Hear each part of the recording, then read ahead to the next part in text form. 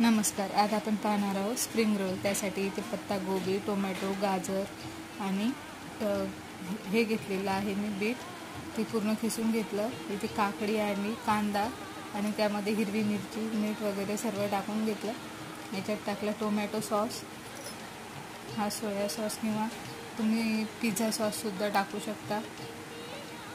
आणि इथे मी हा टाकलेला आहे मेयोनीज. आता हे साधी आपली जशी कणिक भिजवतो त्यामध्ये थोडंसं मीठ जास्त टाकून घेतलं आणि पोळी लाटून घेतली. ती पोळी आपल्याला थोडी एक साईड जास्त भाजायची, एक साईड कमी भाजायची.